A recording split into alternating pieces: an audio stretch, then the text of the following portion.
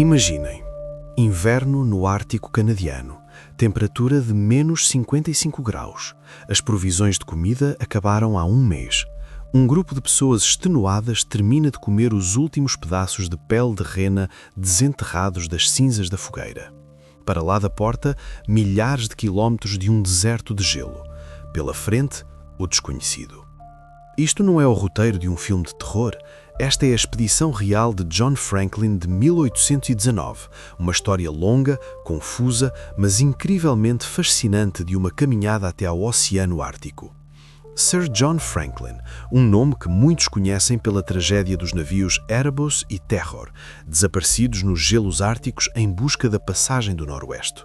Mas hoje falamos de outra expedição, uma espécie de prólogo para aquela famosa catástrofe, uma odisseia polar a pé organizada por Franklin vários anos antes da viagem fatal. E, de certa forma, esta história é ainda mais assustadora. Tribos indígenas, eventos místicos, canibalismo e uma série de mortes misteriosas, tudo isso está por vir. O futuro capitão nasceu em 1786, no condado de Lincolnshire, numa família numerosa de um comerciante. John não era um dos filhos mais velhos, o que significava que não lhe era destinado herdar o negócio do pai. Aos 14 anos, alistou-se como grumete num navio e ligou o seu destino ao mar. A sua carreira progrediu rapidamente. Aos 16 anos, participou da expedição australiana de Matthew Flinders, que durou de 1801 a 1803. Lá, o jovem Franklin aprendeu navegação, hidrografia e adquiriu uma séria experiência em longas viagens. Ao regressar da Austrália, foi parar direto no calor da batalha. A Batalha de Trafalgar, em 1805, e em 1814 participou da Guerra Anglo-Americana, onde na Batalha de Nova Orleans foi ferido no abdômen por estilhaços. Covarde ele certamente não era impetuoso, autoconfiante, tendo conquistado cedo a fama de herói de guerra e explorador reconhecido. Mas avancemos para mais perto do Ártico. Franklin encontrou pela primeira vez os gelos polares em 1818, comandando o navio Trent. O segundo navio era o Dorothea, sob o comando do capitão David Buchan. Era ele quem liderava a expedição. O tenente Franklin, com 32 anos, apesar de toda a sua ambição, desempenhava o papel de assistente e subordinado. A tarefa daquela expedição soa hoje quase absurda: alcançar o Estreito de Bering, passando pelo Polo Norte. Naquela época, sabia-se muito pouco sobre o Ártico. Nos mapas havia manchas brancas. Muitos acreditavam que, logo após o Canadá, o gelo terminava.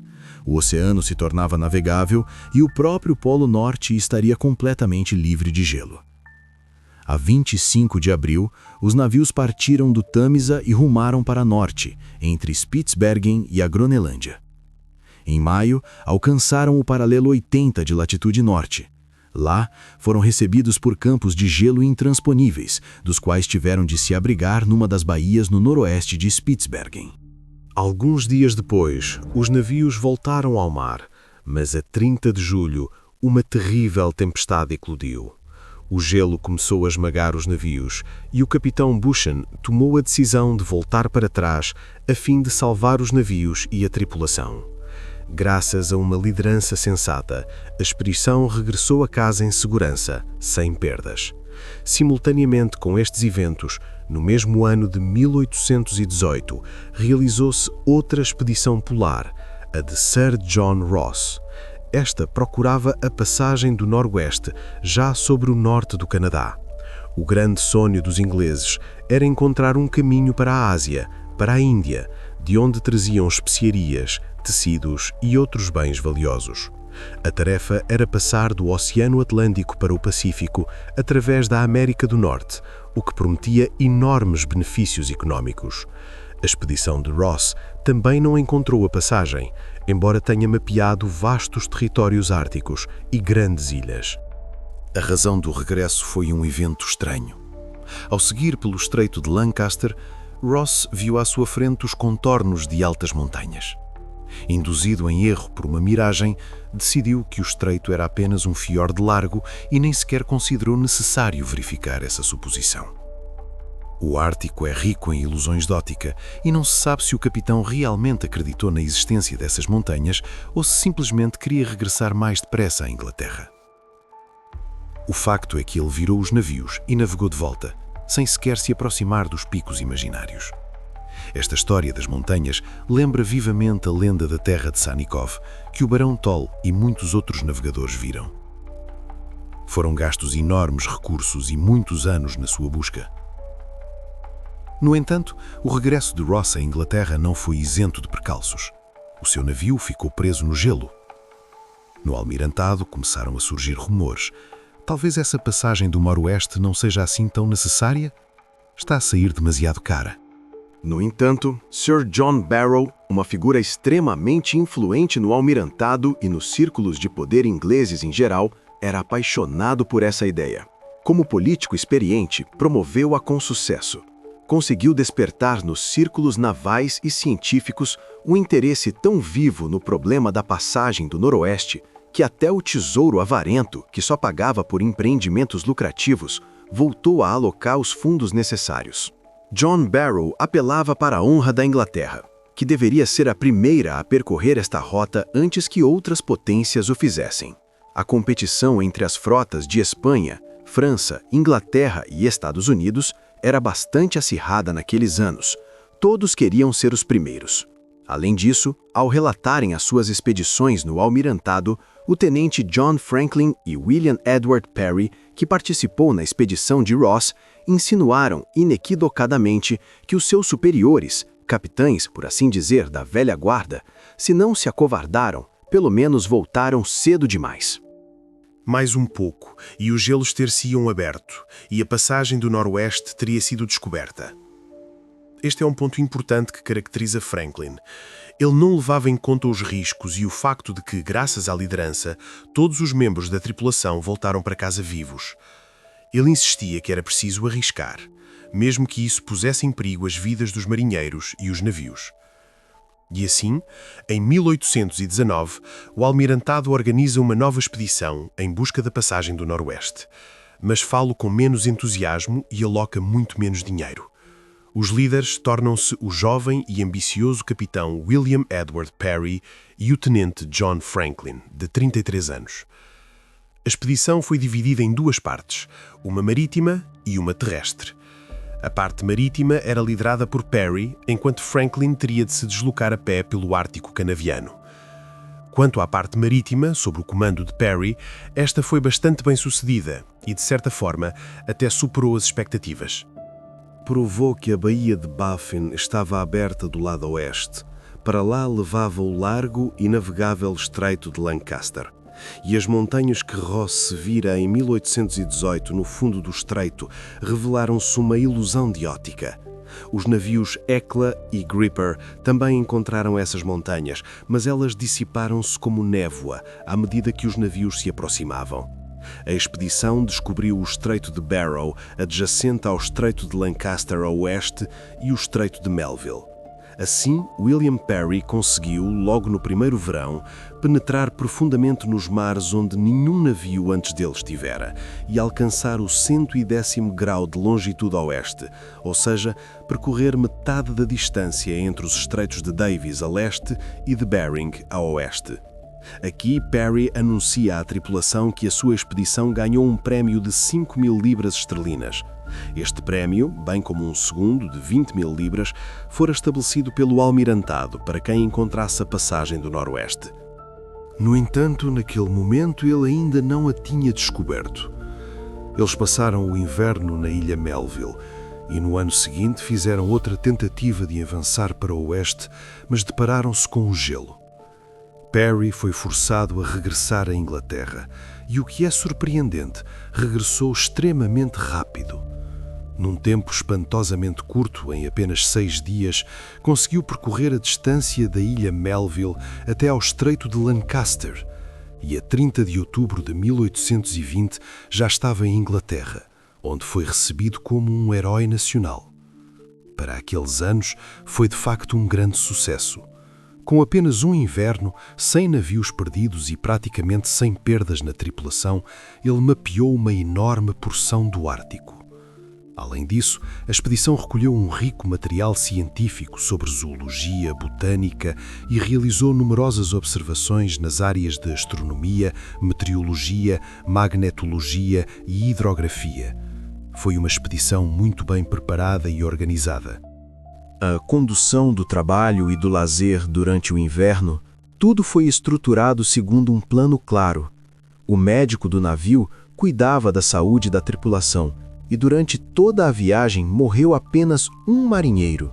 Um resultado simplesmente incrível para as viagens marítimas daquela época, quando os marinheiros morriam em grande número de escorbuto, tuberculose, subnutrição e doenças. Mas recordo que, ao mesmo tempo, decorria a expedição polar terrestre sob a liderança de Sir John Franklin.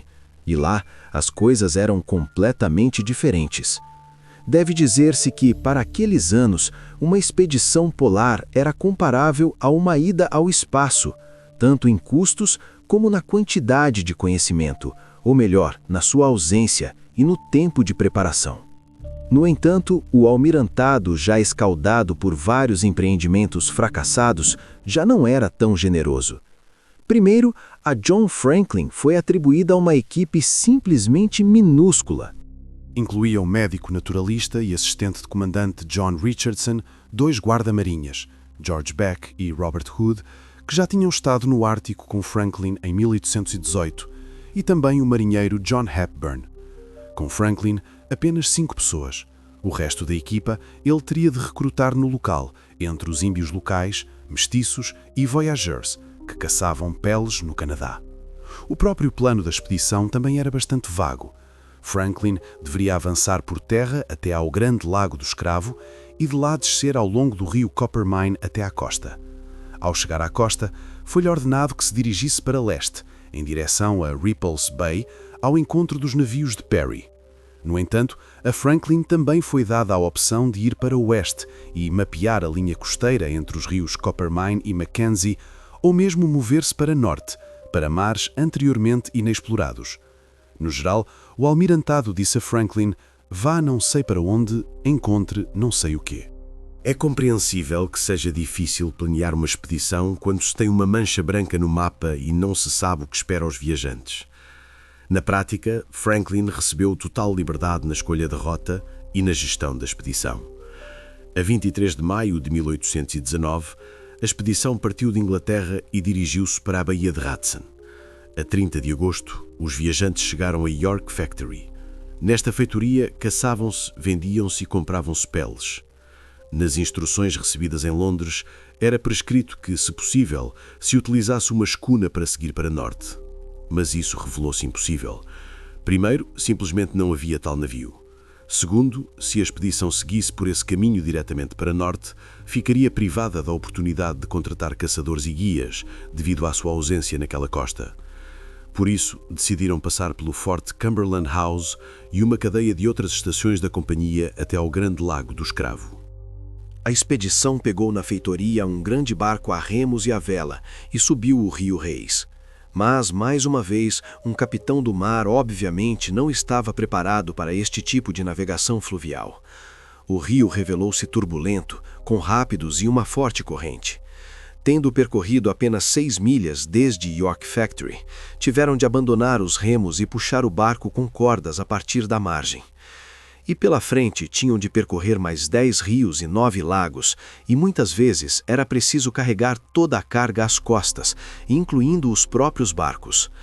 Levaram mais de um mês a chegar a Cumberland House, e por algum milagre chegaram antes do início do frio. Quando a expedição chegou ao forte, o inverno instalou-se e eles foram forçados a passar lá o inverno.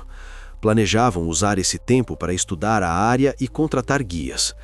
É preciso entender que o Forte Cumberland House não é nada do que a imaginação desenha ao ouvir a palavra forte. Pessoalmente, imagino uma fortaleza rodeada por uma paliçada de troncos com várias construções. Não, o Forte Cumberland House era uma cabana de troncos comum. Era uma construção de madeira onde viviam os voyageurs, que caçavam animais de pele ou compravam peles aos índios locais e as transportavam para o continente, recebendo dinheiro por isso. Nesta cabana de troncos viviam 30 trabalhadores da Companhia da Baía de Hudson. Era uma espécie de centro para onde afluíam comerciantes de peles de toda a região. Na maioria das vezes, os voyageurs viajavam entre as aldeias dos índios, comprando-lhes peles a preços irrisórios, e depois regressavam ao forte com a carga. Era um mini-estado com as suas próprias leis internas e até preços fixos. Assim, uma faca de caça comum custava uma pele de castor, um cobertor de lã, 8 peles de castor e uma espingarda, 15. Outra forma de avaliar uma espingarda de $5 era pendurar no seu cano tantas peles valiosas quantas coubessem. A Companhia de Comércio importava ativamente álcool, pelo qual os habitantes locais, que não tinham imunidade a bebidas alcoólicas, estavam dispostos a dar tudo no mundo e até se tornavam escravos. Estes não eram os heróis mais positivos, na verdade enriqueciam à custa da população indígena. Franklin, nos seus diários, conta que não eram raros os casos em que agentes viajantes tomavam como esposas meninas de 10 anos e a chefia fechava os olhos a isso. John Franklin indigna-se ativamente com tais assuntos nas suas anotações. No entanto, seria com estas pessoas que ele teria de trabalhar mais tarde, pois só eles conheciam a área e podiam viajar para o interior do país como guias. Este primeiro inverno foi muito rigoroso. A comida no forte era escassa e, para mais, juntaram-se novas bocas que não sabiam caçar nem obter o seu próprio alimento. Além disso, a caça tinha-se deslocado para sul e instalou-se a fome. Índios locais que chegaram um dia contaram que a caça se tornara tão rara que algumas das suas famílias tiveram de recorrer ao canibalismo para sobreviver. A 8 de janeiro de 1820, John Franklin deixa o forte e parte na companhia de Beck e Hepburn para continuar a sua jornada até ao Fort Carlton House. De seguida, Franklin pretendia chegar ao Fort Chipewyan, localizado a 215 milhas do Fort Carlton House. Levou 2 meses inteiros para esta viagem e, obviamente, não foi uma jornada fácil. Nos seus diários, escrevem que o chá se transformava em gelo antes que pudessem levá-lo à boca e o mercúrio nos termômetros congelava. Ao mesmo tempo, os viajantes tinham equipamento muito escasso e à noite cobriam-se apenas com finos cobertores de lã. O facto de terem chegado sem perdas deve-se em grande parte aos guias locais, que lhes ensinaram técnicas mínimas de sobrevivência e, como recordam nas suas notas, os obrigavam a enterrar-se na neve à noite para não congelarem. Mais tarde, Franklin escreveria no seu diário: "Esta caminhada foi uma mistura de circunstâncias favoráveis e desfavoráveis. Se pesarmos a sua soma, suspeito que as últimas prevalecerão consideravelmente." No Fort Chipewyan, Franklin passou mais cerca de 4 meses à espera da chegada de Richardson e Hood. Juntamente com eles, a 18 de julho, dirigiu-se para as margens do mar com a intenção de chegar ao local onde o rio Coppermine desagua. Conseguiram recrutar uma equipa de 16 voyageurs que, além de servirem como guias e carregadores, também deveriam caçar para abastecer a expedição com caça. No entanto, estes não eram os melhores homens e, como escreve Franklin, não correspondiam aos seus critérios iniciais. Isto aconteceu porque a maioria dos voyageurs simplesmente se recusou a ajudá-los. Para começar, vale a pena perceber quem eram estes voyageurs. Eles dedicavam-se à caça de animais de pele, à obtenção de peles, e também compravam peles à população local, ou seja, aos índios, e revendiam-nas à companhia de comércio. Na prática, eram trabalhadores das companhias de comércio, caçadores de animais de pele. Naquela época, no Canadá, operavam 2 grandes companhias de comércio, a Companhia da Baía de Hudson e a Companhia do Noroeste. Ambas se dedicavam à extração de peles e eram concorrentes diretas, e a concorrência chegava frequentemente a confrontos armados. A maioria dos voyageurs simplesmente tinha medo de se afastar muito dos seus fortes. Isso significava que podiam facilmente levar um tiro vindo de algum arbusto. Por isso, não havia voluntários para expedições tão grandes. Além disso, os voyageurs ganhavam bem e estavam longe de ser pobres. John Franklin não tinha praticamente nada com que os atrair para uma expedição tão longa e perigosa, e foram os piores deles que partiram. A expedição deixara a Inglaterra há 14 meses e ainda estava a marcar passo. não tinha descoberto nada e não tinha alcançado nenhum objetivo. Como o Fort Chipewyan também passava fome, só puderam fornecer provisões para um dia de viagem. Embarcando em 3 canoas, a expedição desceu rapidamente o rio até ao Grande Lago do Escravo e 10 dias depois o grupo chegou ao Fort Providence, localizado na margem noroeste deste lago. Ao chegar ao Fort Providence, a expedição encontrou pessoas extremamente importantes para si: o chefe dos índios, chamado Akaicho, e o agente da companhia de comércio, Wenzel, que também desempenharia um papel significativo nesta história. Akaicho, cujo nome se traduz como Pé Grande, era o chefe da tribo Yellowknife, ou Facas Amarelas. Por vezes também eram chamados de Índios do Cobre. Esta é uma tribo muito interessante, uma das poucas tribos nativas da América que sabia trabalhar o metal, especificamente o cobre, como se pode adivinhar pelo nome. A Companhia do Noroeste insistiu para que Akaicho atuasse como guia e caçador para a expedição. Na atmosfera solene de uma recepção oficial, Akaicho comportou-se com grande dignidade.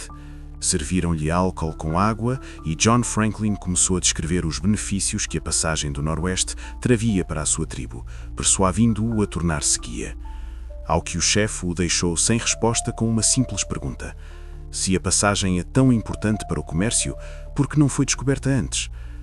De passagem, Akaicho lamentou que o rumor que precedera a expedição de que um grande xamã capaz de ressuscitar os mortos viajava com eles se revelou falso. Ele disse: eu já me tinha alegrado antecipadamente por ver os meus parentes falecidos. Agora sinto como se me tivessem sido tirados pela segunda vez. No entanto, no final, Franklin e Akaicho conseguiram chegar a um acordo. Franklin prometeu-lhe uma enorme quantidade de armas, pólvora, tecidos, tabaco e outros mantimentos. Mas o mais importante, prometeu perdoar as dívidas dos índios para com as companhias de peles, por causa das quais muitos deles estavam, na prática, reduzidos à escravidão. O resultado das negociações foi que o chefe e os seus homens estavam dispostos a atuar como caçadores e guias durante a caminhada de Franklin rio Coppermine abaixo e a armazenar provisões para o seu regresso.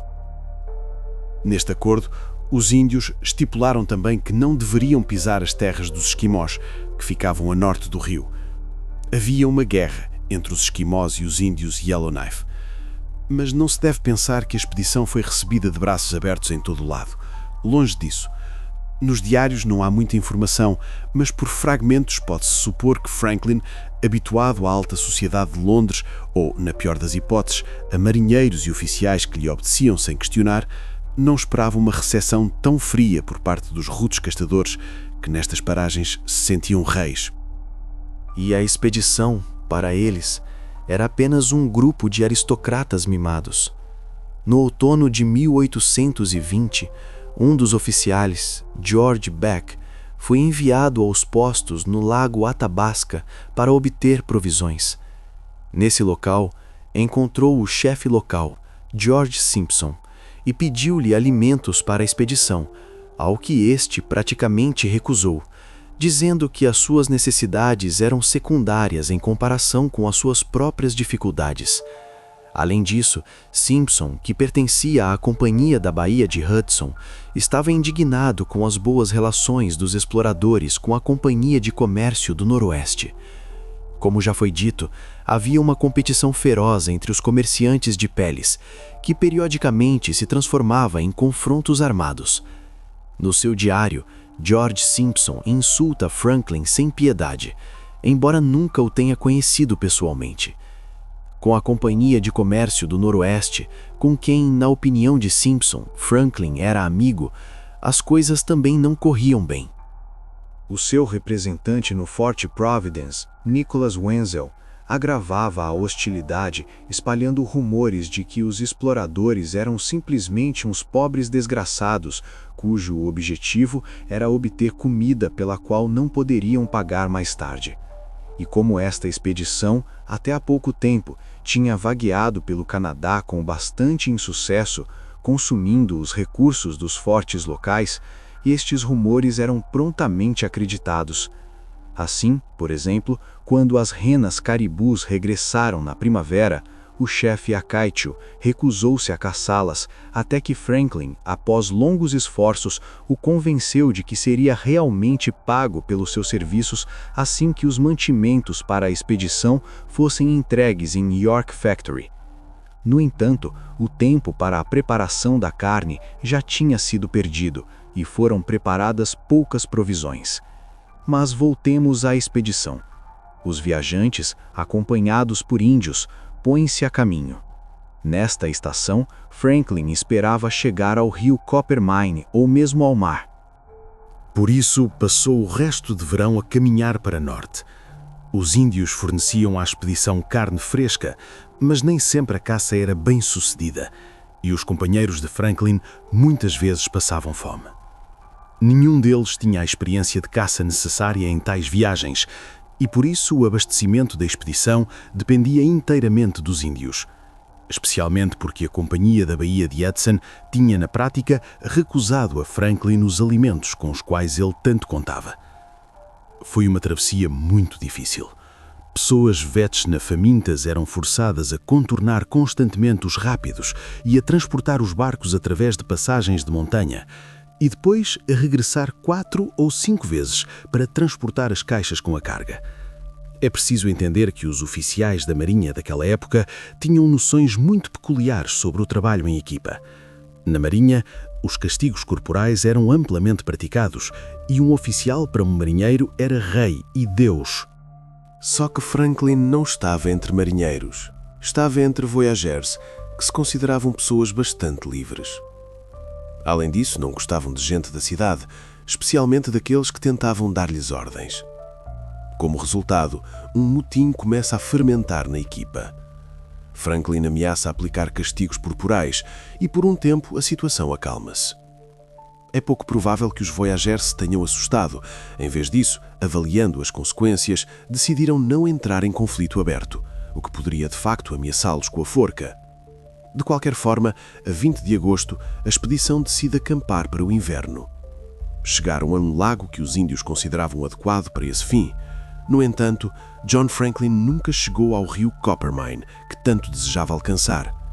Ele propõe ao chefe Akaichu, de acordo com o contrato, que o siga com pouca carga até este rio e mais além, até ao Oceano Ártico. O chefe índio recusa-se a acompanhar os ingleses, dizendo que é simplesmente suicídio. Franklin afirma que ele não está a cumprir a sua promessa. Akaichu responde que, em primeiro lugar, este ano o inverno será extraordinariamente precoce, como indicam vários sinais inequívocos, e, em segundo lugar, ele não esperava que a expedição avançasse tão lentamente. E, de facto, os índios, movendo-se com pouca carga e transportando as canoas de um rio para outro, eram forçados a esperar muito tempo enquanto os brancos arrastavam as suas pesadas caixas e fardos. No final, John Franklin foi forçado a aceitar a proposta do chefe índio e a parar para passar o inverno na margem de um lago, onde constrói algumas cabanas e chama o local Fort Enterprise. Mas, ao que parece, o rio Coppermine atraía muito Franklin, e assim que os trabalhos principais no forte foram concluídos, a 9 de setembro, ele parte a pé para este rio, juntamente com Richardson, Hepburn e mais alguns índios. O caminho revelou-se difícil, pois o terreno era muito acidentado, soprava um vento forte e nevava. Parando para pernoitar, os viajantes aqueciam-se durante muito tempo junto à fogueira antes de adormecerem. Ficavam surpreendidos com os índios que, antes de dormir, despiam toda a roupa e, depois de se aquecerem um pouco junto ao fogo, enrolavam-se nela e adormeciam instantaneamente. Alguns dias depois, John Franklin finalmente chega ao cobiçado rio que leva as suas águas para o Oceano Ártico. Verificou-se que na área do canal principal o rio era profundo e que cresciam muitos pinheiros ao redor. Ambas as circunstâncias foram muito agradáveis para os viajantes, que contavam descer este rio até o mar no ano seguinte. Terminada a exploração, Franklin regressou apressadamente, pois todas as provisões já tinham sido comidas até a última migalha. O tenente Franklin regressou ao forte a 15 de setembro e a expedição instalou-se para o inverno. Aqui, talvez, se possa fazer um balanço intermédio. Durante o verão de 1820, a expedição de Franklin percorreu pouco mais de 1000 quilômetros. Isto é catastroficamente pouco.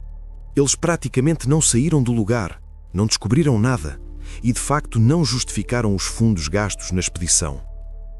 O inverno no Fort Enterprise foi o pior possível. Os mensageiros enviados às companhias de comércio em busca de provisões regressavam de mãos vazias. Cada uma das companhias preferia que os seus concorrentes alimentassem os desventurados viajantes. No final, apenas os índios, sob a liderança de Akaichu, obtinham comida. Mas a caça era escassa devido ao frio intenso. As renas caribus tinham ido para sul.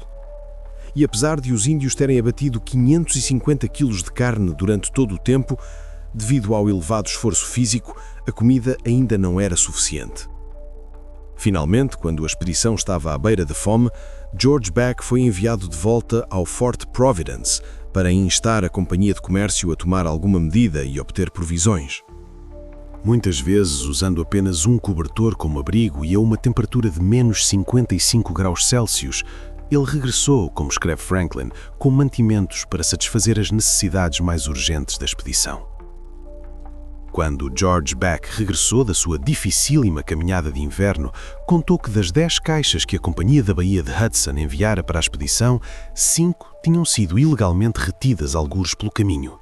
Ou, para dizer de forma mais simples, metade da valiosa carga destinada à expedição tinha sido roubada. Começou a fome, os conflitos e, como consequência, repetiram-se os motins. Os Voyageurs, liderados por 2 intérpretes, Pierre Saint-Germain e Jean-Baptiste Adam, revoltaram-se novamente. Desta vez, as ameaças do tenente Franklin não surtiram efeito. Saint-Germain e Adam afirmavam que permanecer naquele lugar era morte certa e, por isso, a ameaça de execução por motim só lhes podia provocar riso. Um dos locais, Willard Wenzel, representante da Companhia do Noroeste, conseguiu finalmente restabelecer uma trégua precária. Observando estes eventos, o chefe índio, Akaichu, também percebe rapidamente que se entre os homens brancos nem todos obedecem incondicionalmente à vontade do chefe da expedição, então ele, como chefe de uma grande tribo índia, deveria comportar-se com maior independência. Como resultado, aumentaram os casos de mal-entendidos nas negociações entre os índios e a expedição. Mas os ingleses, que ao que parece, numa situação tão difícil deveriam unir-se e manter-se juntos, também acrescentavam problemas. O chefe Akaichu acompanhava a expedição com um grande contingente da sua tribo. Enquanto os homens caçavam, as mulheres preparavam a comida e coziam roupas para a expedição. Na prática, John Franklin era acompanhado por uma pequena tribo índia. Entre estas pessoas estava uma jovem índia chamada Meia Verde. Foi ela que se tornou o pomo da discórdia entre os ingleses. Apaixonaram-se por ela 2 guarda-marinhas ao mesmo tempo, George Back e Robert Hood. E o resultado deste triângulo amoroso, como é costume entre os oficiais ingleses daquela época, foi um duelo. Eles decidiram duelar pela bela dama índia. No entanto, o duelo foi frustrado. O marinheiro John Hepburn descarregou as suas espingardas antecipadamente e depois, para evitar problemas, Beck foi enviado para o Forte Chipewyan, uma travessia de 1100 milhas em busca de provisões. Durante esse tempo, Hood tornou-se pai do filho da rapariga. No Fort Enterprise, a expedição passou 10 longos e famintos meses. E aqui surge a questão. Por que John Franklin, vendo toda a situação com a fome, os motins, o mau abastecimento, os conflitos, não termina a expedição e não volta para trás? Ele poderia, após algumas travessias difíceis, mas com grande probabilidade sem perdas, chegar a Pessoas, embarcar num navio e em breve estar em Inglaterra. Esta questão caracteriza muito bem Franklin e é uma espécie de pressuposto para a subsequente tragédia do Erebus e do Terror. Sim, em Londres não lhe deram instruções sobre em que momento ele poderia interromper a expedição. No entanto, a intenção de John Ross não o impediu de voltar para trás e de se sentir bastante bem mais tarde em Inglaterra. Mas John Franklin não toma tais decisões. Especialmente porque, como nos lembramos, quando partiu nesta expedição, ele criticou ativamente o mesmo Ross, que supostamente se acovardou e por muito pouco não alcançou o objetivo. Foi à custa disso e de promessas de avançar corajosamente até ao fim que ele conseguiu o cargo de líder de uma expedição tão grande. Depois de todas estas promessas, regressar à Inglaterra, tendo percorrido apenas algumas centenas de quilómetros por uma área já relativamente conhecida, sem descobrir nada, significaria para ele o fim da sua carreira e a perda da honra. E a instituição da honra e da reputação na Inglaterra daquela época era muito valorizada. Para um cavalheiro, a perda da honra e da reputação era muitas vezes mais temível do que a perda da vida. Mas voltemos à descrição da vida no acampamento de inverno de Franklin no inverno de 1820-1821. Eis o que ele escreve no seu diário. A nossa alimentação consistia quase exclusivamente em carne de rena. A isto juntava-se peixe 2 vezes por semana e, muito raramente, um pouco de farinha. Não havia legumes nenhuns. Aos domingos, bebíamos uma chávena de chocolate de manhã, mas a nossa principal iguaria era o chá, que bebíamos 2 vezes por dia. Com o sebo de rena e tiras de tecido rasgadas das nossas camisas, aprendemos a fazer velas. Em meados de janeiro, regressou do Forte Providence um grupo de carregadores enviado para lá em busca de alimentos e mantimentos de caça. No final desse mês, chegaram ao acampamento da expedição acompanhados por Wenzel, 2 esquimós chamados Augusts e Junius. Um deles, chamado Augusts, falava inglês. Os seus serviços, não tanto como intérprete, mas como caçador e membro dedicado da expedição, foram inestimáveis. Todos esperavam a chegada da primavera e o regresso das renas caribus. Mas nem em março, nem em abril isso aconteceu. Os índios traziam cada vez menos caça. No forte, começou uma fome declarada, inclusive entre os índios. No final de abril, a situação com os alimentos tornou-se quase insuportável. Mas, felizmente, nessa altura regressou o esquimó Augustus, que acompanhara o chefe Akaitio na sua expedição de caça de inverno. O esquimó chegou com uma carga de carne e disse que a expedição de caça tinha sido um sucesso. Os índios tinham grandes reservas, o que significava que a expedição estava salva. Em maio, o tempo aqueceu bastante e John Franklin começou a preocupar-se em não perder o melhor momento para continuar a viagem. A 21 de maio, no Forte Enterprise, soube-se que o chefe índio Akaitio se dirigia para lá, a fim de acordo com a sua promessa, acompanhar a expedição no seu caminho para o mar. Mas, obviamente, os rumores de que John e todos os seus homens eram apenas uns vigaristas, incapazes de pagar pelos serviços que lhes eram prestados, atingiam seu objetivo. Akaitio começa a dissuadir Franklin de ir para o mar, dizendo que é morte certa, mas o tenente consegue novamente convencê-lo. Franklin também acertou a questão da participação de Wenzel na expedição. Foi decidido que, após a chegada à costa do mar, ele deixaria a expedição e regressaria juntamente com os índios. Foi-lhe encarregado de, após se separar da expedição, estabelecer depósitos de alimentos em pontos específicos. A 4 de julho de 1821, a expedição finalmente continuou o seu caminho.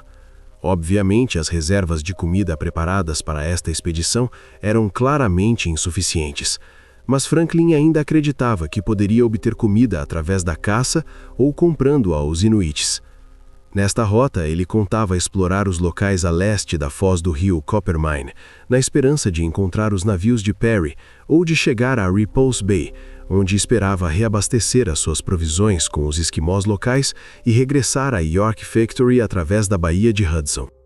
Se Perry não pudesse chegar ou se, por algum motivo, o grupo de Franklin não alcançasse Repulse Bay, teriam de mudar a rota e, se possível, regressar ao Forte Enterprise através das terras áridas e inexploradas a leste do rio. Passou mais de um mês antes que a expedição chegasse à foz do Coppermine. Moviam-se novamente demasiado devagar. Os ingleses começaram a duvidar dos índios e de que eles soubessem para onde iam.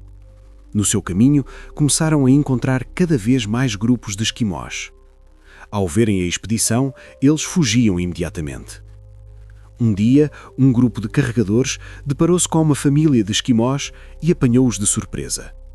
As mulheres fugiram imediatamente e os homens começaram a seguir a expedição a uma certa distância, fazendo movimentos estranhos e bruscos com as mãos e o corpo. Um velho esquimó demorou-se e Augustus apressou-se a ir ter com ele, querendo explicar-se. O velho, convencido de que a sua última hora chegara, atirou-lhe uma lança. Augustus desviou facilmente o golpe inofensivo e dirigiu-se ao velho em língua esquimó. Conseguiram entender-se, apesar dos diferentes dialetos. O velho chamava-se Terigauk, que significa raposa branca. Ele forneceu muitas informações úteis sobre a área e os locais onde se podia encontrar caça. Os grupos de esquimós tornaram-se cada vez mais numerosos e começaram a causar preocupação entre os índios. Recordo que eles, na altura, estavam em guerra com os esquimós e encontravam-se na sua terra. O chefe Akaichu começa a perceber que, se levar Franklin até ao mar, este embarcará nos seus navios e partirá, e ele, juntamente com a sua tribo, terá de regressar através das terras dos esquimós, que muito provavelmente os matarão. Por isso, Akaichu diz a Franklin que o deixará a 10 quilômetros do mar e partirá, prometendo caçar pelo caminho de volta e estabelecer depósitos de alimentos. O tenente Franklin não tentou retê-lo. Ele dava grande importância ao estabelecimento de boas relações com os esquimós e esperava um encontro rápido com eles. E os índios, naquela altura, aparentemente, já o tinham desiludido.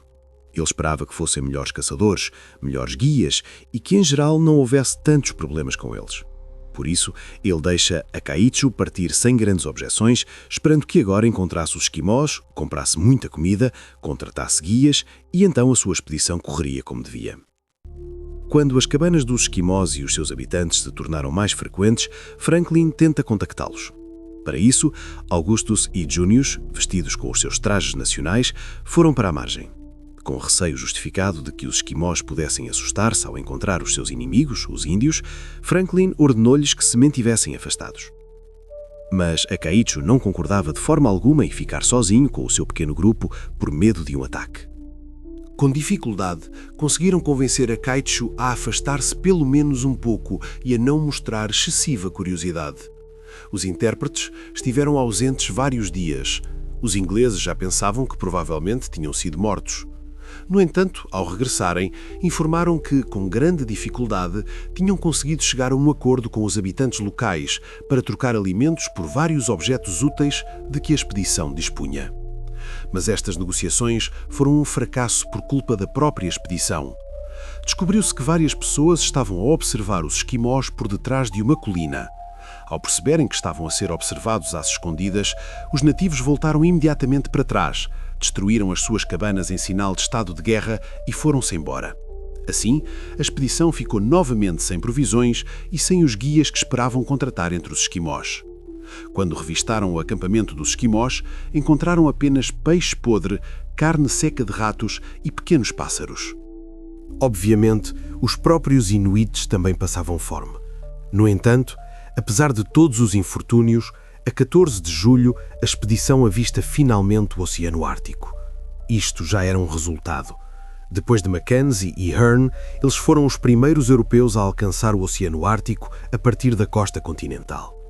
Como combinado, os índios deixam a expedição. Juntamente com eles, parte também Wenzel. Na despedida, Franklin pede-lhes que construam depósitos de alimentos pelo caminho. E o mais importante, que no Fort Enterprise seja preparada carne seca suficiente, pois se ele não conseguir alcançar o seu objetivo, terá de regressar através de terras áridas e muito provavelmente passar fome. Na despedida, Franklin repetiu várias vezes que a sua sobrevivência dependeria diretamente da existência de comida no forte, pois se não houvesse, esperava-os uma morte por fome. Restavam 20 pessoas na expedição. 15 voyageurs locais e apenas 5 britânicos. Agora, teriam de se deslocar por mar, o que novamente causava apreensão entre os voyageiros canadianos, habituados aos rios. No entanto, conseguem convencê-los novamente. Eles acabam por embarcar em 3 canoas e começam a mover-se para leste. Eis o que Franklin escreve no diário. Remamos todo o dia, seguindo na direção leste ao longo da costa, entre ela e uma fileira contínua de ilhas de gelo. Vimos muito pouco gelo. Apenas a norte se via um céu de gelo. Notamos pela espuma na água que havia uma corrente entre as ilhas, mas não conseguimos determinar a sua direção. Um dia, conseguimos matar uma rena muito gorda, como não víamos há muitos meses. Na noite desse dia, estávamos extremamente alegres. Estávamos saciados e, além disso, o desvio da linha costeira para leste e a ausência de gelo prometiam-nos boas perspectivas. A 2 de agosto, embarcámos e navegámos com um vento fraco e favorável à vela ao longo da costa durante 11 horas.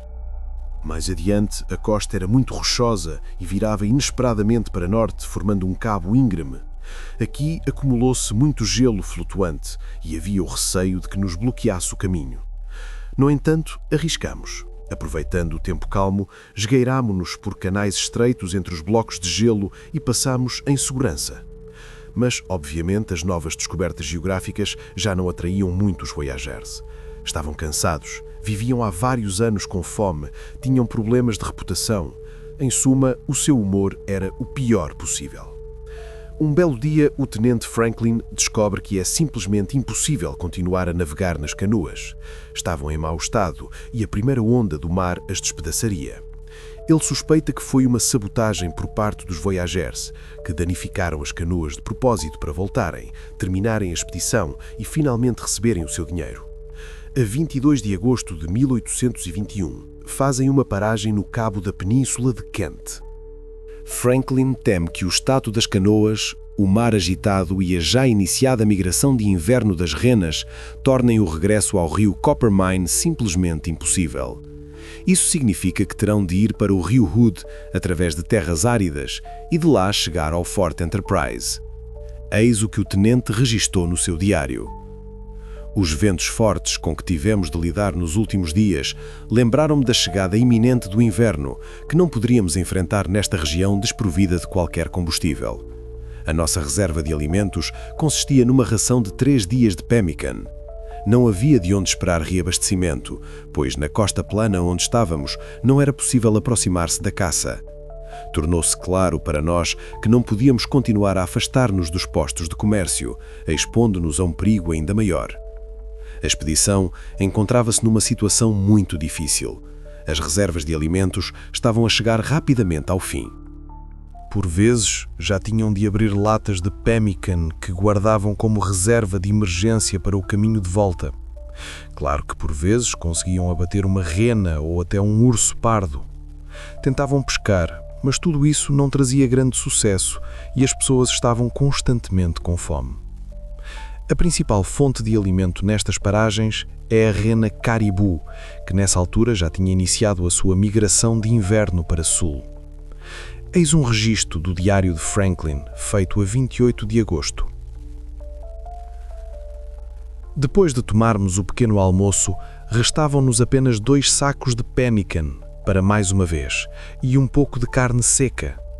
Os nossos homens começam a preocupar-se que fiquemos completamente sem comida, pois as renas abandonarão a costa dentro de alguns dias. Mas eis que, quando embarcávamos, apareceu na margem oposta um grande urso que felizmente conseguimos abater. Ao ver a sua carne gorda, toda a preocupação dos homens desapareceu por um breve momento. Com muito custo, a 25 de setembro, o grupo chega finalmente à foz do rio Hood e sobe por ele até aos primeiros rápidos. O plano de Franklin era desmontar as grandes canoas de mar e construir com elas barcos pequenos, leves e ágeis, que seriam fáceis de transportar entre os rios e subir por esses rios até ao Fort Enterprise. O tenente John Franklin planeia viajar com pouca carga. Por isso, neste local, ele deixa também toda a carga desnecessária, empilhando-a num lugar visível, na esperança de que os esquimós a encontrem e, da próxima vez, tratem melhor os homens brancos. Nos primeiros dias de setembro, começaram as geadas e caiu neve. Fortes tempestades sopravam montanhas de neve contra os viajantes cansados, forçando-os a paragens e descansos frequentes. Não havia de onde obter combustível para as fogueiras. As pessoas tinham de se deitar diretamente no chão, cobrir-se com cobertores e dormir. Comem a última porção de pemmican e, pela frente, esperam-os apenas a fome. Pessoas extenuadas caem com uma rajada de vento e muitas vezes perdem a consciência. Recordo que não tinham apenas de navegar nos barcos, mas também de transportar frequentemente cargas bastante pesadas, incluindo os próprios barcos, entre os rios. O mais difícil era carregar as 2 canoas, que caíam constantemente ao chão. Finalmente, uma delas partiu-se completamente e foi usada para a fogueira, na qual cozinharam os restos de carne. O carregador que partiu esta canoa dissera mais de uma vez que, assim que chegasse a sua vez de carregar a canoa, ele a jogaria no chão e a inutilizaria. Aparentemente, ele cumpriu de facto a sua intenção. O mais característico é que este incidente antes alegrou os restantes carregadores, apesar de todos saberem perfeitamente como era necessário ter precisamente 2 canoas, pois podia facilmente acontecer que a expedição tivesse de se dividir em 2 grupos para encontrar mais facilmente sustento na tundra coberta de neve. Os voyageurs também podem ser compreendidos. Cada um deles carregava um fardo enorme, em média 40 quilos, e ao assinarem o contrato, tinham-lhes sido prometidos 3,5 kg de carne por dia, que, para ser brando, não recebiam. Estavam muito descontentes. Eis o que Richardson escreveu no seu diário. Eles tornaram-se imprudentes e não obedecem de todo às ordens dos oficiais.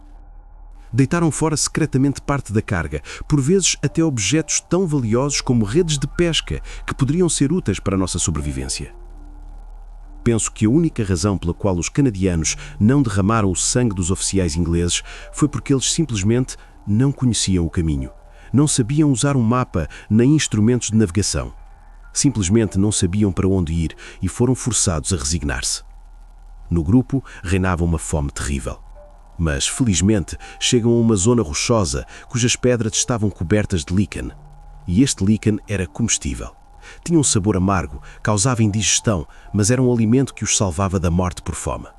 Por vezes, conseguiam até abater algumas perdizes brancas. Mas as pessoas ainda estavam à beira da morte.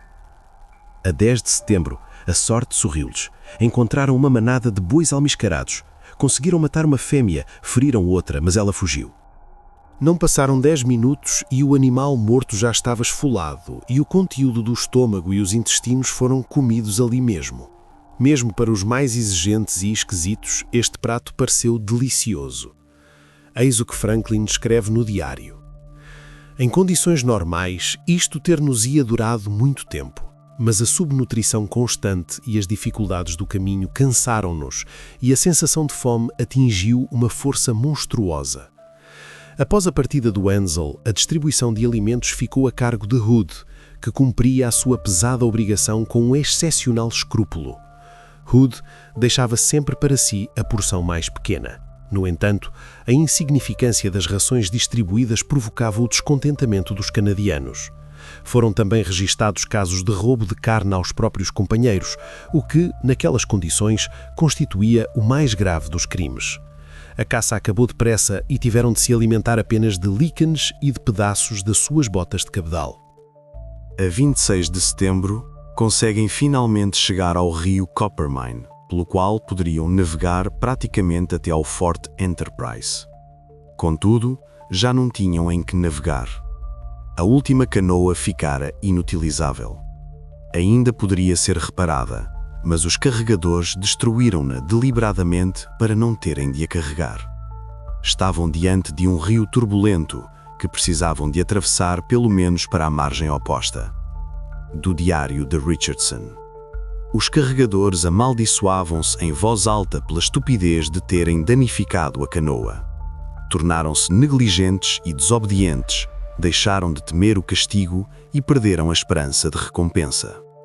Um deles fugiu, tentando salvar-se sozinho, e não regressou.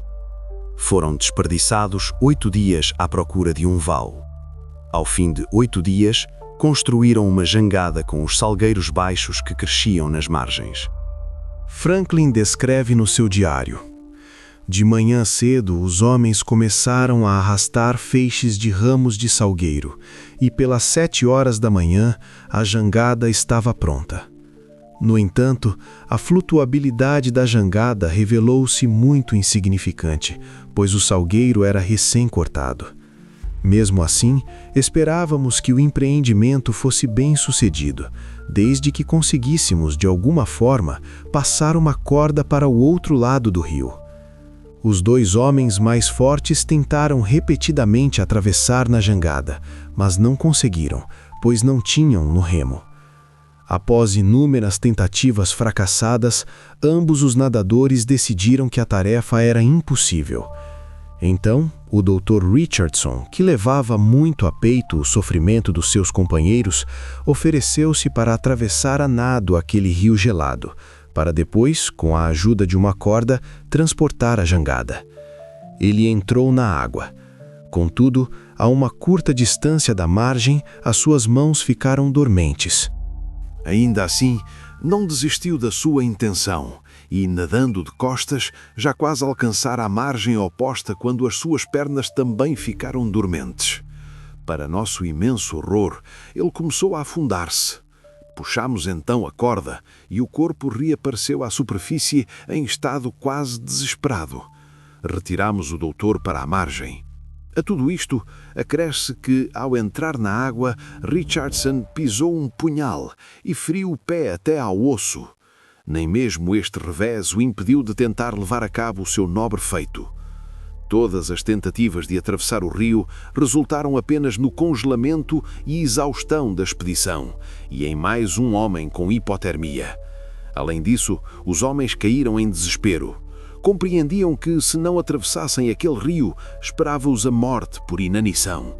Já não conseguiriam chegar a nenhum Fort Enterprise. No dia seguinte, os homens foram apanhar ramos secos de salgueiro. Um vento forte impediu o teste da nova jangada e talvez tenha sido melhor assim, pois um dia depois, um dos intérpretes Sans Magot propôs construir uma canoa com ramos de salgueiro e o tecido encerado em que enrolavam a roupa de cama e os pertences. 3 dias depois, o trabalho de construção da canoa estava concluído. A 4 de outubro, Sans Magot atravessou o rio e estendeu uma corda entre as margens. Os restantes membros da expedição também passaram em segurança para o outro lado. A esperança regressa aos homens. O tão desejado Fort Enterprise estava agora a 1 semana de marcha dos viajantes. Mas os homens estavam extremamente fracos. Franklin conta que nessa altura estava tão fraco que mal conseguia andar 100 metros e caía constantemente. Hood não conseguia digerir a comida de líquens e transformou-se numa verdadeira sombra. De fome, Beck estava tão fraco que não conseguia andar sem uma bengala e o Dr. Richardson não sentia uma das pernas. O estado do marinheiro Hepburn era um pouco melhor. Os carregadores canadianos eram, em geral, fisicamente mais fortes que os ingleses, mas o seu estado de espírito era extremamente mau. Todos compreendiam que o grupo avançava muito lentamente, e foi decidido que George Beck, como o único oficial capaz, seria enviado à frente com 3 Voyagers para trazer comida do Fort Enterprise. Passado algum tempo, 2 canadianos, cujo estômago não aceitava a comida de líquenes, caíram ao chão e não mais se levantaram. Nem súplicas nem ameaças os conseguiram fazer continuar. Tiveram de ser deixados para trás. Do Diário de Franklin. O nosso caminho passava por uma série de colinas despidas. Para nos fortalecermos antes de uma jornada tão difícil, comemos os restos das nossas botas, bem como todos os cintos que conseguimos encontrar. Pouco depois, 2 canadianos caíram novamente ao chão e não mais se levantaram. Os homens tiveram de ser deixados na desolação nevada. O desânimo apoderou-se do grupo. Os homens estavam em completo desespero e morriam de fraqueza e fome. Passado mais algum tempo, Hood, completamente exausto, propôs ficar também para trás, juntamente com o Dr. Richardson, no primeiro local onde houvesse combustível suficiente e um suprimento de líquenes para 10 dias. Como argumento, ele não só apontava o seu estado lastimável, mas também a possibilidade de ajudar os canadianos que tinham ficado para trás, caso eles encontrassem forças para se arrastar seguindo os rastros do grupo principal. Depararam-se com um aglomerado de rochas onde cresciam muitos líquenes e havia um pequeno bosque de salgueiros anões. Ali ficaram Hood, o Dr. Richardson e o marinheiro Hepburn, que se ofereceu voluntariamente para ficar com eles. Foi anunciado aos restantes que quem quisesse também se poderia juntar a eles. No entanto, ninguém quis. Apenas o índio Michel hesitou um pouco na sua decisão. Na noite do dia seguinte, Michel e outro canadiano declararam que não conseguiam continuar e pediram insistentemente permissão para regressar junto dos companheiros que tinham ficado para trás. No final, o tenente Franklin deixou-os ir. Ao mesmo tempo, o tenente Franklin encarregou-os de informar Richardson e Hood de que perto do seu acampamento havia um pinhal onde haveria mais combustível e poderiam abrigar-se melhor do vento frio. Um dia depois, mais 2 carregadores, completamente exaustos, foram forçados a abandonar a marcha. Tentaram convencê-los a continuar, mas um deles, 10 minutos depois, declarou a chorar que não tinha mais forças. O segundo, após caminhar durante algumas horas, completamente esgotado, sentou-se no chão e não mais se levantou. O grupo teve de continuar sem eles. Do grupo principal da expedição, restavam apenas 5 pessoas: Franklin, o intérprete índio e 3 canadianos. E, finalmente, o tenente reconhece o terreno. Estavam já muito perto do Fort Enterprise. Ali estavam as cabanas de troncos e com elas a salvação. Afinal, lá dentro deveria haver comida que os índios e Wenzel deveriam ter preparado para o caso do regresso da expedição. Mas quando os viajantes abriram a porta rangente do forte, o horror apoderou-se deles. Eis o que Franklin escreve sobre isso no seu diário. A esperança e o medo alternavam-se em nós ao pensarmos no que nos esperava. E se, habitualmente, durante o caminho nos animávamos com a ideia do forte e das provisões que lá estariam, agora encontramos tudo para nosso indizível desgosto no mais completo abandono. Não vimos no armazém nem víveres, nem vestígios dos índios, nem uma carta do Wenzel indicando o seu paradeiro. A única coisa que encontraram foi uma nota de George Beck, deixava 2 dias antes. Nessa nota, ele escreve que parte em busca dos índios e, se não os encontrar, irá procurar ajuda no Fort Providence. Relembro que se trata de uma travessia incrivelmente difícil pelo Ártico canadiano no inverno. No final da nota, Beck escreve que muito provavelmente esta iniciativa não terá sucesso e que morrerão pelo caminho. Despede-se de Franklin. O habitualmente otimista Franklin escreveu que as forças o abandonavam rapidamente. Nenhum deles comia carne há 4 semanas. Em situação desesperada, Franklin e os seus companheiros lembraram-se de que, antes de partirem para a expedição ao mar, tinham sido descartadas ali algumas peles de veado. Essas peles foram encontradas, desenterradas das cinzas e brasas de fogueiras há muitos tintas, juntamente com os ossos dos veados abatidos. Conseguiram adiar a sua morte por inanição por mais algum tempo. Misturado com líquens, o osso queimado era mais fácil de digerir, enquanto que, puro, causava úlceras nos lábios e na garganta. Durante uma dessas refeições, a porta do forte abre-se e entra o esquimó Augustus. Ele tinha abandonado a expedição há muito tempo e era dado como desaparecido. Tinha um aspecto muito melhor do que os homens moribundos, porque sabia caçar no Ártico e, consequentemente, obtinha o seu próprio alimento. A esperança regressa aos homens. Pensam que Augustus caçará para eles e que conseguirão aguentar até à chegada de ajuda. 3 dias depois da sua estadia no forte, a porta abriu-se novamente e no limiar apareceu um dos canadianos. Fora enviado por George Beck para perguntar a Franklin como deveria proceder. O estado do voyager era tão terrível que ele não conseguia falar.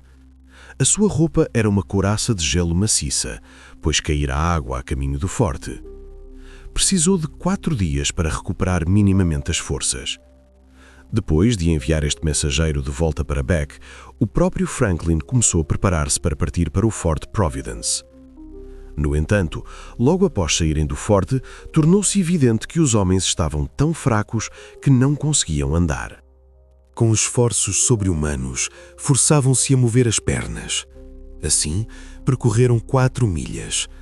Depois, deitaram-se todos juntos, aconchegando-se uns aos outros para se aquecerem. Na manhã seguinte, o tempo estava bom. No entanto, as forças dos viajantes não tinham aumentado. Além disso, John Franklin prendeu um esqui entre as pedras e partiu-o.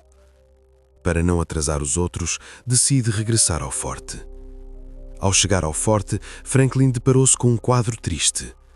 Um dos canadianos jazia prostrado ao lado do índio e todo o trabalho de recolha de lenha e preparação da comida era feito por Augustus. O regresso de Franklin foi uma salvação, pois ele começou a ajudá-los nas tarefas domésticas.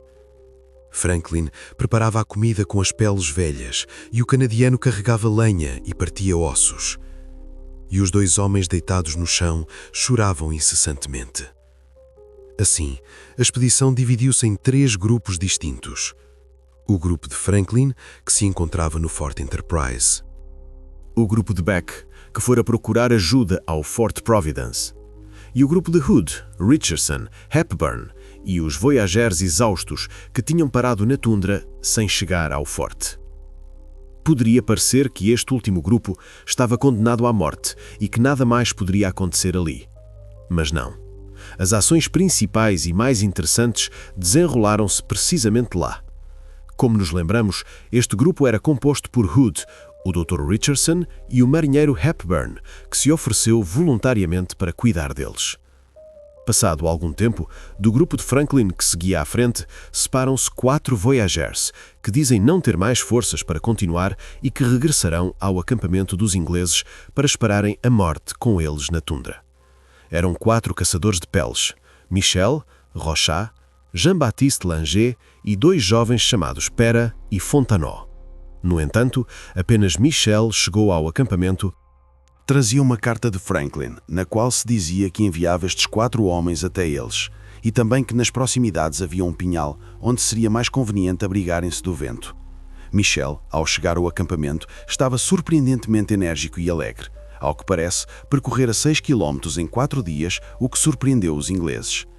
Às perguntas sobre onde estavam os seus companheiros, mencionados na carta de Franklin, respondia de forma bastante confusa. Por isso, demorara tanto tempo. E mais tarde perdeu completamente os seus companheiros de vista e nunca mais os encontrou. E claro, tudo isto pareceu muito estranho. No entanto, Michel trazia consigo um tesouro incrível, uma lebre e uma perdiz das neves. Os homens, a morrer de fome, esqueceram imediatamente todas as perguntas. Contudo, Michel comportava-se de forma verdadeiramente estranha. Desaparecia periodicamente do acampamento, recusava-se a comer líquens. E quando lhe perguntaram sobre a caça, na qual supostamente andava, ele respondeu: "Não há animais aqui. Seria melhor que me matassem e comessem." O grupo começou a mudar-se para o pinhal que Franklin descobrira. Eis o que Richardson escreve no seu diário. Na altura, não demos atenção à estranha circunstância de que Michel, sendo o nosso guia, não poderia conhecer o caminho para o bosque com tanta precisão, se fosse verdade que tinha vagueado tanto tempo para nos encontrar. Os homens exaustos decidiram pernoitar no seu antigo acampamento e mudar-se para o pinhal pela manhã. No entanto, Michel disse que queria pernoitar já hoje, debaixo dos pinheiros. Pediu um machado e prometeu voltar para os ir buscar de manhã. Quando a manhã chegou, Michel, como imagino que já adivinharam, não apareceu. Tendo esperado por ele até o meio-dia, os 3 viajantes dirigiram-se ao bosque. Mas Michel também não estava lá. E só ao entardecer, ele regressou e contou que perseguira veados longa e inutilmente, e que, em vez disso, se deparou acidentalmente com um lobo, que aparentemente os veados tinham matado com os chifres. A história soava bastante estranha, mas Michel trouxe um saco de carne, ao qual os viajantes se atiraram com um apetite incrível. A consciência chegou mais tarde. Eis o que Richardson escreve no seu diário. Mais tarde, compreendemos, graças às circunstâncias cuja exposição eu preferiria evitar, que se tratava de pedaços do cadáver de um dos canadianos. Uma questão crucial. Será que Michel matou esses homens ou encontrou os seus cadáveres na neve? Aparentemente, ele matou o primeiro canadiano pouco depois de terem deixado o acampamento. E quando o segundo carregador chegou ao local do assassinato, ele acabou com ele também e tirou-lhe a espingarda. E depois chegou a vez do último do seu grupo. E também o facto de Michel se ter munido de um machado pesado. Embora os carregadores tentassem livrar-se de tudo o que era pesado, Indica que ele se preparava para cortar carne congelada, já que para o desmanche normal de caça fresca basta uma faca comum. Todos os dias, Michelle ausentava-se, supostamente para caçar. No entanto, não trazia caça, não comia líquenes e as suas forças pareciam aumentar a cada dia. A 20 de outubro, Richardson, como de costume, foi apanhar líquenes. Hepburn estava a cortar uma árvore perto da tenda e Hood estava sentado em frente a ela, junto ao fogo. Eis como Richardson recorda o sucedido mais tarde. Ainda não me tinha afastado muito da tenda quando ouvi um tiro e depois uma voz assustada a chamar por mim. Hepburn. Ao aproximar-me da tenda, vi o pobre Hood. Estava morto junto ao fogo. A sua testa parecia ter sido perfurada por uma bala. Um pensamento atravessou-me como um raio, que o infeliz, num acesso de desespero, decidira suicidar-se. No entanto, o comportamento estranho de Michelle levou-me a outras ideias. Ao examinar o corpo, vi que o tiro tinha sido disparado por trás. O cano da espingarda estava junto à cabeça do morto. A espingarda era do tipo mais comprido, como as que os índios têm. E para que resultasse tal ferimento, seria necessário que alguém de fora a tivesse colocado naquela posição. Ao interrogar Michelle sobre as circunstâncias do ocorrido, ele respondeu que Ruth o tinha enviado à tenda para ir buscar a espingarda curta, quando de repente a espingarda comprida disparou. Se o tiro foi intencional ou acidental, ele não soube explicar. Durante esta conversa comigo, ele segurava a espingarda curta nas mãos. Mais tarde, Hepburn disse-me que, antes do tiro, Hood e Michelle estavam a discutir em voz alta e com raiva. Michelle estava armado, além de se sentir muito melhor do que os homens a morrer de fome, e teria acabado com os dois sem problemas. Por isso, Richardson e Hepburn, sem combinarem, fingem acreditar em Michelle que se tratou de um suicídio. No entanto, Michelle não largava as armas. Além disso, tentava não os deixar a sós, para que não pudessem discutir o sucedido entre si. Seguia-os literalmente como uma sombra, perguntando constantemente se não achavam que tinha sido ele a matar Hood. No dia seguinte, todos se levantaram para, de acordo com a decisão anterior, continuar a viagem para o Fort Enterprise, onde se encontrava Franklin e, como pensavam, as reservas de comida. Com uma parte da capa de cabedal de Hood, prepararam o almoço. Michelle começou subitamente a persuadir Richardson a ir com ele, não na direção do forte, mas para o rio Coppermine, para caçar veados. Obviamente queria matá-lo. Do diário de Richardson. O comportamento de Michelle preocupava-nos extremamente. Ele resmungava incessantemente para si mesmo, repetindo que não tinha vontade de ir para o forte, e continuava a convencer-me a dirigir-me para as florestas, onde supostamente nos poderia alimentar durante todo o inverno. Tal comportamento, bem como a sua expressão facial, levaram-me a propor-lhe que nos deixasse e seguisse sozinho para sul. Em resposta, ele ficou ainda mais zangado e começou a insinuar que, no dia seguinte, se libertaria de todas as restrições. Também o ouvi proferir ameaças contra Hepburn, a quem acusava abertamente de calúnia. Foi aí que, numa conversa comigo, ele se tornou pela primeira vez tão arrogante, e isso convenceu-me definitivamente de que ele nos considerava completamente sobre o seu poder. De todo este comportamento, era evidente que ele se preparava para acabar conosco, e muito provavelmente só não o tinha feito até então porque não sabia como chegar ao forte. Nestas condições, Hepburn e eu não estávamos em posição de resistir a um ataque aberto da sua parte. Também não podíamos fugir dele. As nossas forças eram incomparavelmente mais fracas que as dele. Além disso, ele estava armado com uma espingarda, 2 pistolas, uma baioneta índia e uma faca. Quando, depois do meio-dia, nos aproximamos de uma das rochas, Michelle parou sob o pretexto de apanhar líquenes e disse que nos alcançaria em breve. Foi a primeira vez desde a morte de Hood que ficámos a sós. O marinheiro Hepburn comunicou-me as suas observações sobre o comportamento de Michelle, que me convenceram definitivamente de que só poderíamos salvar a nossa própria vida sacrificando este homem. O meu companheiro ofereceu-se para ser o instrumento da nossa autodefesa, mas eu, consciente da necessidade deste ato terrível, preferi assumir toda a responsabilidade. E quando Michel se aproximou de nós, matei-o, disparando-lhe uma bala de pistola na cabeça. Descobriu-se que Michel não se tinha ocupado a apanhar líquens e compreendemos claramente que ele se tinha atrasado apenas para preparar a espingarda para nos atacar. Quando, a 29 de outubro, Richardson e Hepburn finalmente chegaram ao Fort Enterprise na esperança de salvação, abriram a porta e depararam-se com um quadro aterrador. Dos 3 habitantes do forte, apenas Peltier tinha forças suficientes para se levantar e cumprimentá-los. As tábuas do soalho tinham sido arrancadas para servir de lenha, e as peles que outrora cobriam as janelas tinham sido comidas há muito. Os homens alimentavam-se apenas de líquens e de peles de veado apodrecidas, que comiam juntamente com as larvas. Como Richardson escreveu, eram requintadas como groselhas. Pouco depois, um dos canadianos deitou-se e morreu algumas horas depois. O segundo canadiano disse que tinha frio, cobriu-se com 3 cobertores e morreu no mesmo dia.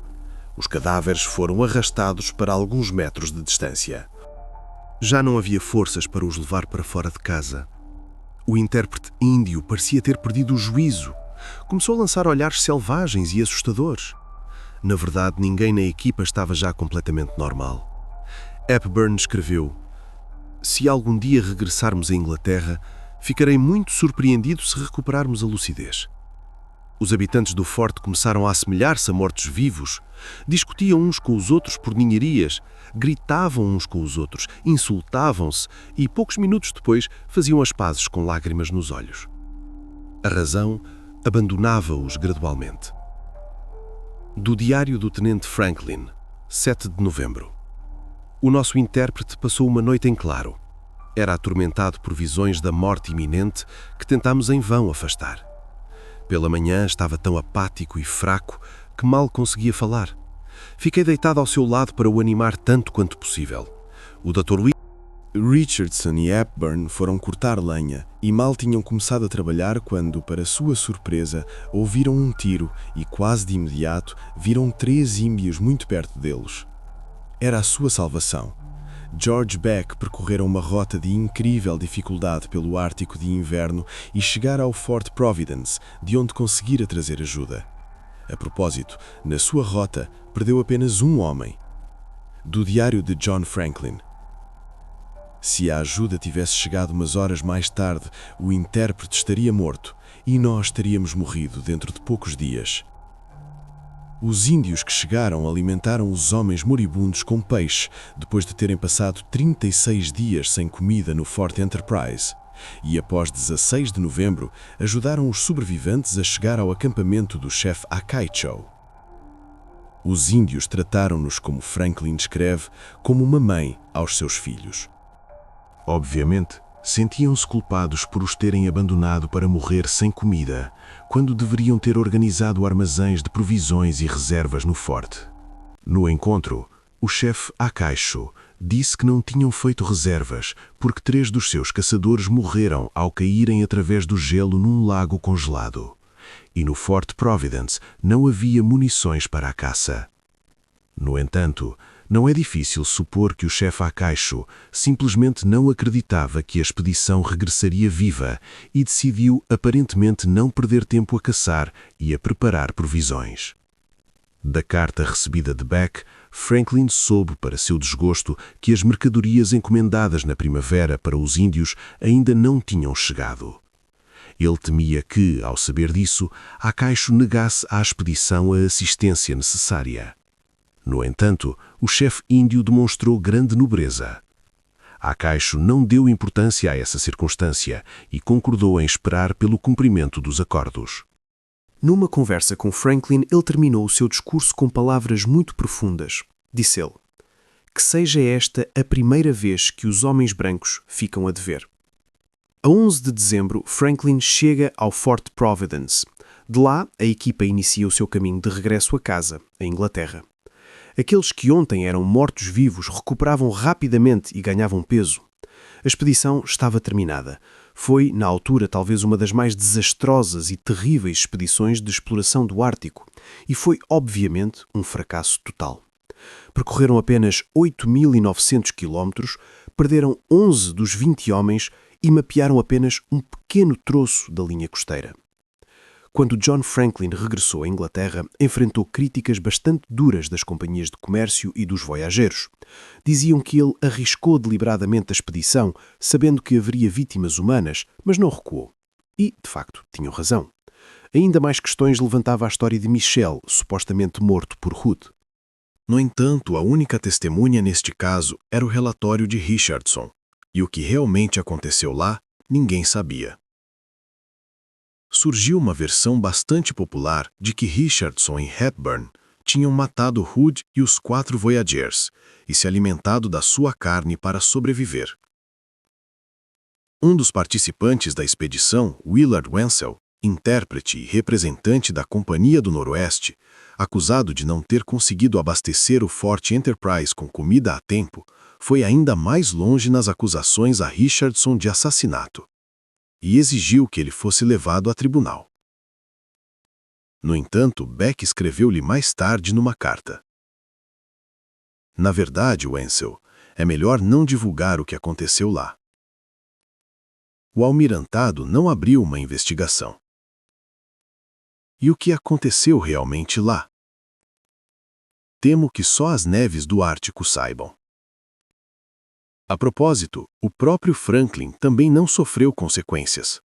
A firmeza com que suportou seus sofrimentos despertou admiração geral. John Franklin regressa a Londres como um herói nacional. Ali é-lhe atribuído o posto de capitão e em 1823 publica um relatório sobre esta malograda expedição. O livro vendeu como pão quente e as pessoas admiravam a coragem dos marinheiros. A sua popularidade só crescia. E embora Franklin, na alta sociedade, tenha recebido a alcunha de o homem que comeu as suas botas, naquela altura ele era, obviamente, o explorador polar de menor sucesso, mas o mais popular. Foi precisamente essa popularidade, bem como a influência de Franklin no almirantado e nos círculos científicos, que o levaram a chefiar a expedição seguinte, na qual participariam os navios Erebus e Terror. Mas isso já é uma história completamente diferente, embora não menos fascinante.